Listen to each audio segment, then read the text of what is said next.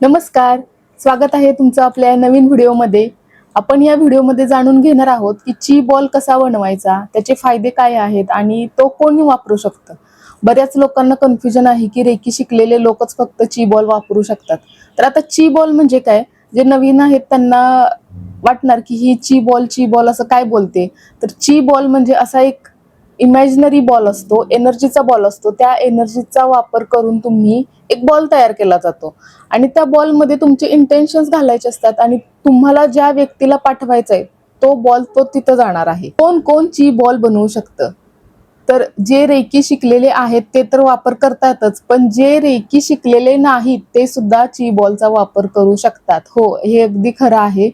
म्हणजे का मला एका ताईंचा प्रश्न आलाय की मुलाचं लग्न जमत नाही, काय करावं? तर या गोष्टीसाठी तुम्ही ची बॉलचा वापर करू शकता. ची बॉल ही एक अशी मेथड आहे जिचा वापर करून तुम्ही त्या ची बॉलमध्ये तुमचे जे काही इंटेन्शन्स आहेत, तुम्हाला दुसऱ्या व्यक्तीबद्दल असणारं प्रेम आहे किंवा काळजी आहे किंवा पॉझिटिव्ह अफर्मेशन्स आहेत, कोणत्याही चांगल्या गोष्टी तुम्ही त्या एनर्जी बॉलमध्ये घालायच्या आहेत आणि तो एनर्जी बॉल तुम्हाला त्या व्यक्तीला, तो व्यक्ती कुठेही जगात कोणत्याही टोकाला बसला असेल तिथं तो एनर्जीचा बॉल जाणार आहे. समजा तुम्ही ची बॉल बनवला एनर्जीचा वापर करून, तुम्हाला ज्या काही गोष्टी त्या ची बॉलमध्ये घालायचे आहेत, अफर्मेशन्स घालायचे आहेत, हिलिंग टेक्निक घालायची किंवा आणि काही रेकीचे सिंबल घालायचे आहेत, ते तुम्ही घातले, तो तुम्ही बनवला आणि तुम्ही त्या व्यक्तीचं नाव घ्यायचंय आणि हातात असा बॉल पकडायचा आहे, म्हणजे इमॅजिनरी आहे सर्व. हातात असा बॉल पकडायचा आहे आणि हवेत उडवायचा आहे त्या व्यक्तीचं नाव घेऊन. तर ही आहे ची बॉल बनवायची मेथड. तर तुम्ही जो ची बॉल बनवलाय किंवा एनर्जी बॉल बनवलाय, तो बॉल तर त्याच व्यक्तीकडे कसा काय जाणार आहे? फॉर एक्झाम्पल तुम्हाला सांगते. तुम्ही एखाद्या व्यक्तीला कॉल करता, तेव्हा त्याच व्यक्तीला कसे काय कनेक्ट होता? कारण तुमच्या मोबाईलमध्ये त्याचं नाव सेव्ह आहे, त्याचा नंबर सेव्ह आहे. त्याच प्रकारे तुम्ही जेव्हा ची बॉल बनवता, तेव्हा त्या व्यक्तीचं नाव घेता आणि तो बॉल एनर्जीचा त्या व्यक्तीकडे जातो आणि त्याला हिलिंग मिळतं. कारण एनर्जीचे सिद्धांत आहेत की एनर्जी संपवू शकत नाही आणि दुसरा सिद्धांत आहे की तुमचे विचार जिथे जातात तिथेच एनर्जी जात असते. त्यामुळे तुम्ही ज्या व्यक्तीसाठी एनर्जी बॉल बनवलाय किंवा ची बॉल बनवलाय तो त्याच व्यक्तीकडे जाणार आहे. आता आपण पाहूया की ची बॉल हिलिंगचे किंवा ची बॉल मेथडचे काय काय बेनिफिट्स आहेत. तर तुम्ही ची बॉलचा वापर करून डिस्टन्स हिलिंगचा वापर करू शकता. म्हणजे रेकी जे शिकलेले नाहीत ते सुद्धा ची बॉलचा वापर करून तुमचे व्यक्ती कुठेही असेल तिथे तुम्ही डिस्टन्स हील करू शकता. हा पहिला बेनिफिट आहे जे लोक रेकी शिकलेले नाहीत त्यांच्यासाठी.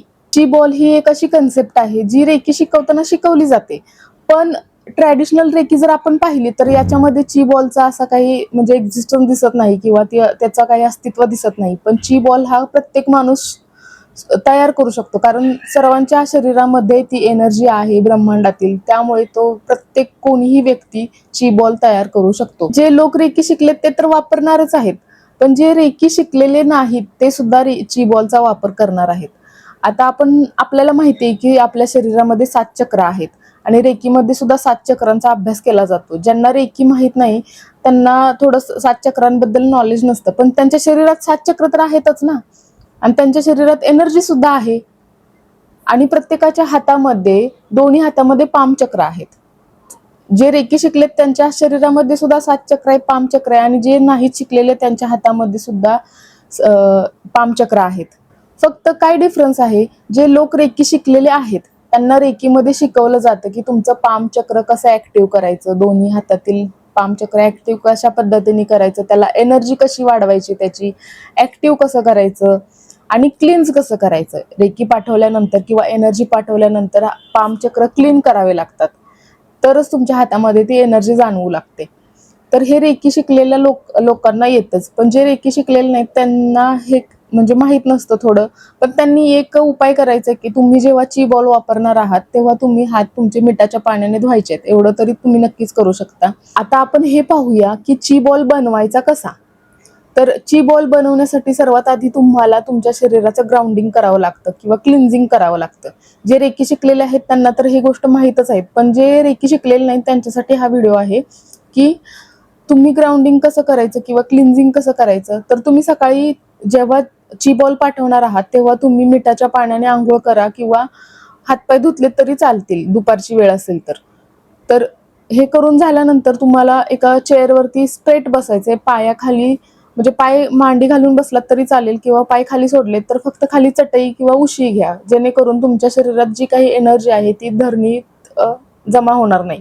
आणि यानंतर आपले दोन्ही हात हृदय चक्राच्या जवळ आणायचे, दोन्ही हातामध्ये 3 इंच इतकं अंतर ठेवायचं आहे आणि हात रब करायचे. पण त्या आधी हात क्लीन सुद्धा करायचे. ज्यांनी रेकी शिकलेले आहेत त्यांनी हात क्लीन करायचे, पाम चक्र ऍक्टिव्ह करायचे. आणि जे रेकी शिकलेले नाहीत त्यांनी हातावरती थोडं मीठ चोळायचंय आणि नंतर हात स्वच्छ धुवून सुकवून या पोझिशन मध्ये बसायचंय. हात तुमच्या हृदय चक्राच्या समोर हवेत आणि रब करायचे 30 सेकंद असं जोरात. यानंतर हात कप सारखे ठेवायचे आहेत. नंतर तुमचे दोन्ही हात असे रब करायचे, 30 सेकंद रब केले तरी चालतील. आणि हातामध्ये एक एनर्जीचा फ्लो तुम्हाला जाणवेल हळूहळू. थोडं बाहेर हात न्यायचे, थोडे आतमध्ये प्रेस करायचे. कप शेप सारखे हात ठेवायचे आहेत, असे फ्लॅट ठेवायचे नाहीत. फ्लॅट हात ठेवले तर तुम्हाला एनर्जी फ्लो जाणवणार नाही.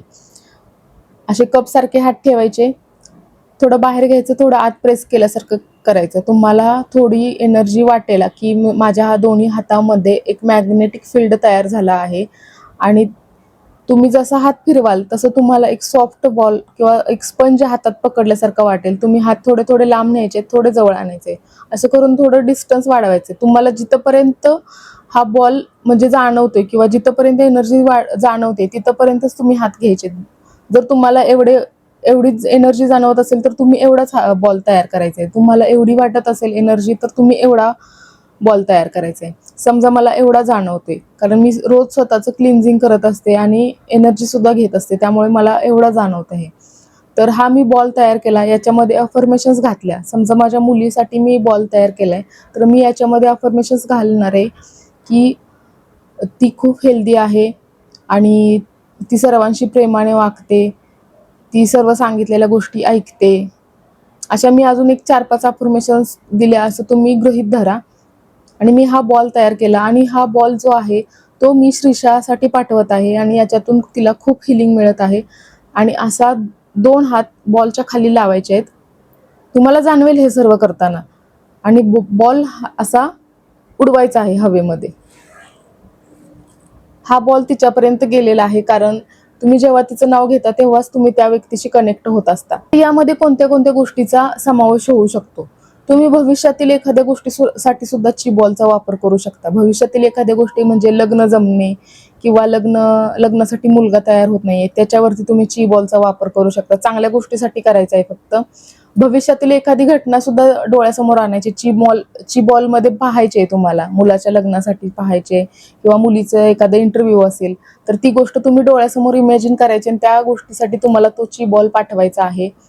एखाद्या घटनेसाठी, कोर्टातील केसेससाठी सुद्धा तुमच्या बाजूने निकाल लागावा म्हणून सुद्धा ही गोष्ट वापरू शकता तुम्ही.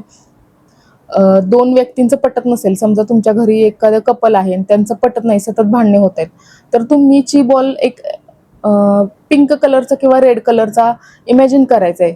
आणि पिंक किंवा रेड का करायचं आहे इमॅजिन, कारण प्रेमाचा प्रतीकाचा कलर हा गुलाबी असतो किंवा लाल असतो, तर त्यामुळे यासाठी पिंक कलर किंवा रेड कलर वापरायचा आहे. आणि तो ची बॉल तुम्ही डेली त्यांना पाठवत राहा. तुम्हाला थोड्या दिवसानं फरक जाणवेल की त्यांच्यातील भांडण कमी झाले किंवा ते खूप एकमेकांशी त्यांचं पटत आहे. तर अशा गोष्टींसाठी सुद्धा पाठवू शकता. जिथे तुमचे आई वडील असतील, आजारी असतील, तिथे त्यांना सुद्धा हा ची बॉल पाठवू शकता. तर या सर्व गोष्टींमध्ये ची बॉल तुम्ही वापरू शकता. तुम्हाला हा व्हिडिओ कसा वाटला हे कमेंट करून मला नक्की सांगा.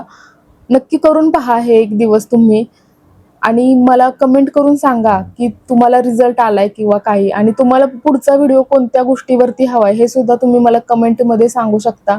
व्हिडिओ आवडल्यास लाईक शेअर नक्की करा. धन्यवाद.